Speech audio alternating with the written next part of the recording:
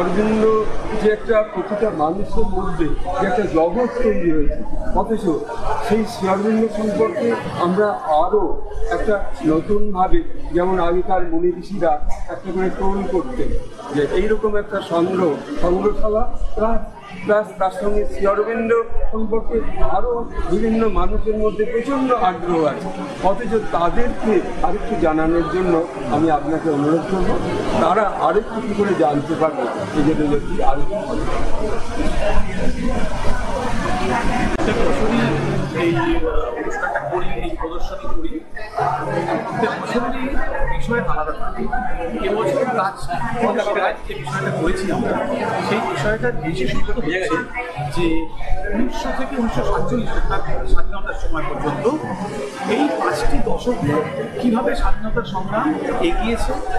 শ্রী অরবিন্দ প্রথম দশক থেকে শুরু করেছেন, তারপরে তিনি এখান থেকে পন্ডিচেরি চলে যাওয়ার পরেও সেইখান থেকে তার যা যা করণীয় করেছেন, এর মাঝখানে সুভাষচন্দ্র, নেতাজি, গান্ধীজি, তিলক মহারাজ পরপর যেভাবে স্বাধীনতা সংগ্রাম এগিয়েছে তার পুরোটাই আমরা এখানে করবার চেষ্টা করছি।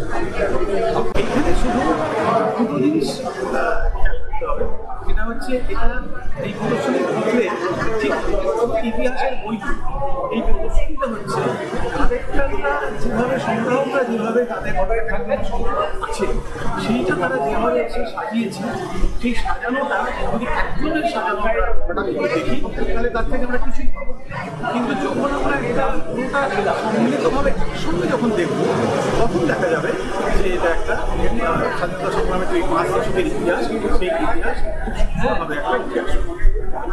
আমি ভীষণভাবে আরও সমৃদ্ধ হলাম। এই যে অন্তর লাইব্রেরি, এই যে এতগুলো মানুষের অন্তর লাইব্রেরি, এই অন্তর লাইব্রেরিতে যে এতগুলো ছবি আমাদের যে নিজেদের অন্তর ক্যামেরায় যে গচ্ছিত থাকবে, এবং কোন ছবিটা দেখেছি সেই ছবিটা যেন অন্তরে গেঁথে যাচ্ছে। শ্রী অরবিন্দের সেই জন্ম থেকে এবং বিবাহ এবং তার যে কর্মকাণ্ডের যে ছবি একসঙ্গে, এই যে হৃদয় মনে হচ্ছে যেন একটা আমরা শ্রী অরবিন্দের একটি হিউম্যান লাইব্রেরি তৈরি হয়ে যাচ্ছে। এইটার জন্য আমি অপূর্বভাবে অনুভব করতে পারছি, যত মানুষ আসছে সবাই যেন তার হৃদয় ক্যামেরায় শ্রী অরবিন্দের প্রত্যেকটা ছবি এবং ভাবনা তুলে রাখছে। এই জন্য আমি আপনাকে বিশেষভাবে অনুরোধ জানাচ্ছি, এটি যেন প্রতি বছর আরেকটু সময় নিয়ে যদি আপনি আমাদের বা সকল জনগণকে আরও সমৃদ্ধ করতে পারেন, তাহলে তাদের মধ্যেও শ্রী অরবিন্দের অন্তর লাইব্রেরি যেন আমরা এটা আরও এগিয়ে যেতে পারি।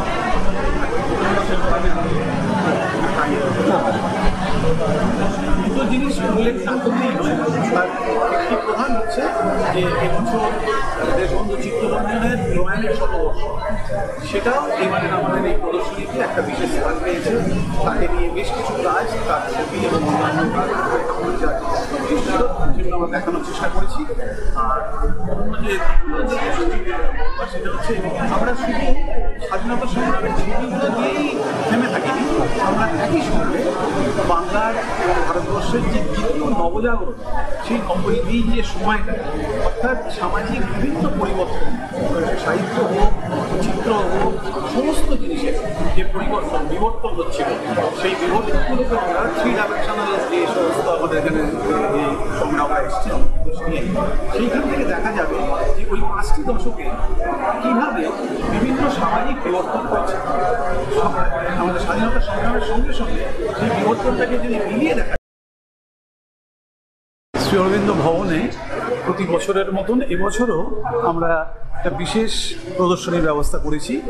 এবছরের প্রদর্শনী, এই ধরনের প্রদর্শনী এখানে খুব রিসেন্ট পাস্টে কখনো হয়নি। সেটা হচ্ছে যে রাজ থেকে স্বরাজ, 5টি দশক, গত শতাব্দীর 5টি দশককে আমরা এবারের এই প্রদর্শনীতে তুলে ধরার চেষ্টা করেছি। এই 5টি দশক হচ্ছে 1900 থেকে 1947, অর্থাৎ আমাদের ভারতবর্ষের স্বাধীনতার বছরটি পর্যন্ত। এই যে 5টি দশকের যে সমস্ত স্বাধীনতা সংগ্রামের ইতিহাস, তার সঙ্গে সঙ্গে আমরা দেখাবার চেষ্টা করেছি যে বিভিন্ন সামাজিক, শিল্প, সংস্কৃতি এইসবেরও কী কী পরিবর্তন তখন হয়েছে, বিবর্তনের মধ্যে দিয়ে যাচ্ছিল। নবজাগরণের একটা ঢেউ স্বাধীনতার সঙ্গে সঙ্গে এসছে এবং তার ফলে অনেক কিছু পরিবর্তন হয়ে গেছে, টেকনোলজির অনেক ডেভেলপমেন্ট হতে আরম্ভ করেছিল। সেই সমস্ত 3 ডাইমেনশনাল জিনিসও আমরা এইবারের এই প্রদর্শনীতে রেখেছি। রেডিও কিভাবে পরিবর্তন হচ্ছিল, ফটোগ্রাফি ক্যামেরা কিভাবে পরিবর্তন হচ্ছিল, বিভিন্ন যুদ্ধের সময়কার সাজ পোশাক কীরকম ছিল, এই ধরনের বহু জিনিস আমরা যেগুলো 3 ডাইমেনশনাল সেটাও দেখাবার চেষ্টা করেছি। এছাড়া আছে শ্রী অরবিন্দের এবং অন্যান্য স্বাধীনতা সংগ্রামীদের ছবি, বিভিন্ন লেখা, সই করা বিভিন্ন পত্র, চিঠিপত্র, এই সমস্ত জিনিসই রয়েছে। একই সঙ্গে এবছরের আমাদের আরেকটা প্রেফারেন্স দিয়েছি আমরা, সেটা হচ্ছে যে দেশবন্ধুর এবার প্রয়াণের শতবর্ষ, সেইটিকে উপলক্ষ করেও আমরা দেশবন্ধুর উপরে অনেক কিছু পুরনো ঐতিহাসিক যা নথিপত্র আমরা পেয়েছি সেগুলো এখানে এবারে দেখানো হয়েছে। এবং সবচেয়ে বড় ব্যাপার হলো দেশবন্ধুর পৌত্রী অদিতি মুখার্জি, তিনি এখনও আমাদের মধ্যে আছেন, 104 বছর বয়স, 1921 ওনার জন্ম। আমরা এবারে ভার্চুয়াল এতে আমরা ওনাকে দিয়ে আমাদের এই যে প্রদর্শনী সেটার উদ্বোধনও করিয়েছি ওনাকে দিয়ে, এবং উনি খুব খুশি হয়েছেন। আমি যখন ওনাকে ইন্টারভিউ করতে গেছিলাম খুব খুশি হয়েছেন যে ওনার ঠাকুরদাকে নিয়ে এরকম একটা প্রদর্শনীতে বিশেষ প্রাধান্য দিয়ে করা হচ্ছে।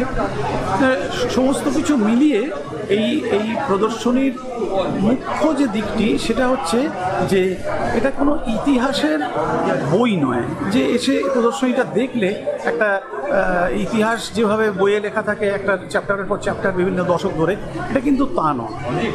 কারণ আমরা এখানে সমস্ত যারা সংগ্রাহক তাদেরকে নিয়ে এসেছি, তাদের প্রত্যেকের সংগ্রহ প্রত্যেকের সঙ্গে আলাদা, কিন্তু কোথাও একটা যোগসূত্র আছে। যেহেতু আমাদের বিষয়টা এক, সেই জন্য এখানে যখন পরপর আমরা যারা সংগ্রাহক এসছেন তাদের জিনিসগুলো দেখব, তখন দেখা যাবে যে এটা ইতিহাসের বই না হলেও এই সমস্ত সংগ্রাহককে একসঙ্গে যখন আমরা দেখা শুরু করব এবং শেষ করব, তখন দেখা যাবে যে আমরা সত্যি সত্যি এই 5 দশকের একটা স্বাধীনতা সংগ্রাম এবং সামাজিক যে সমস্ত বিবর্তন তার একটা খুব সুন্দর ছবি আমরা সঙ্গে নিয়ে যেতে পারব।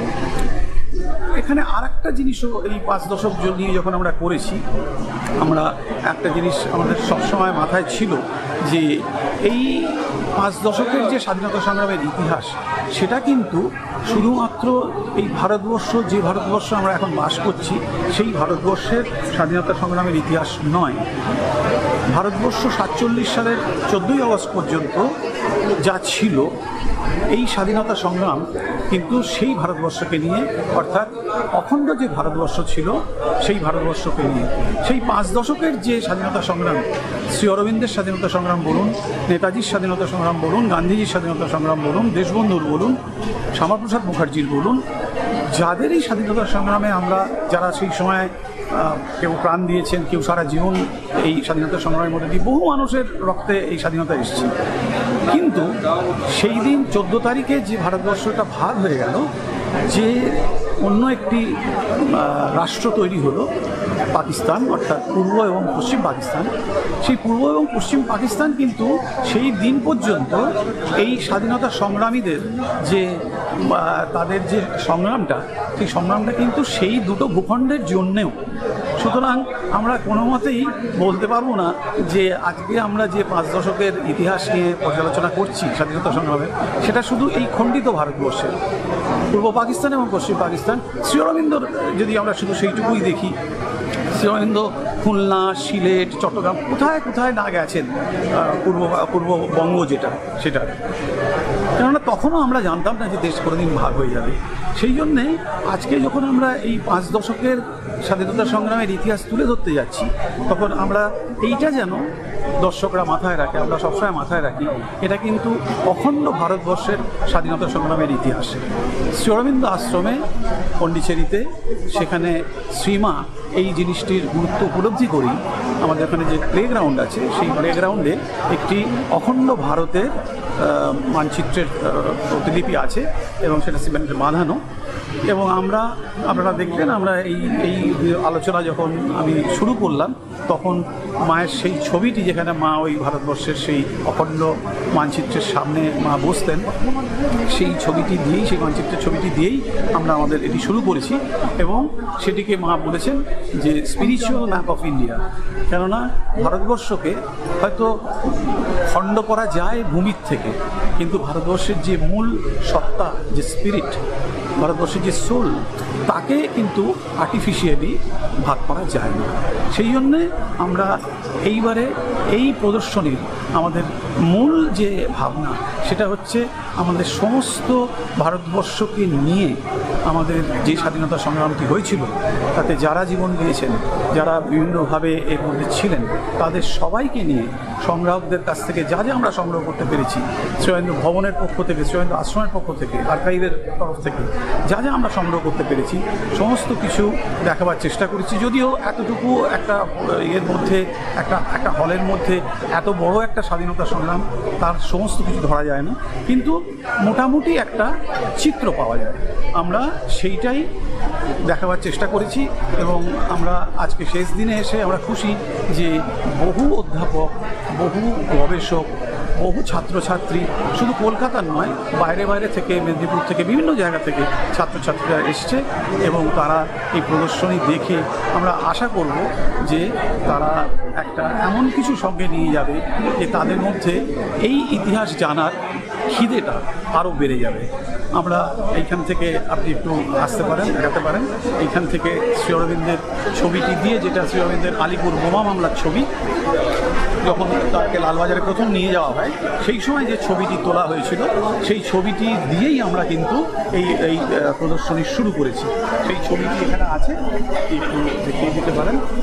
সঙ্গে শ্রীঅরবিন্দ ভবনের একটি ছবি রয়েছে। শ্রীঅরবিন্দ ভবন যখন শুরু হয়েছিল 1972 সালে, সেই সময়টার একটি ছবিও রয়েছে। এবং তারপরে আলিপুর বোমা মামলা থেকে আরম্ভ করে পর সেই সমস্ত কাজ, যে সেই সময়কার যে কাজ, সেই সমস্ত কাজ নিয়ে আমরা এই প্রদর্শনীতে দেখাবার চেষ্টা করেছি।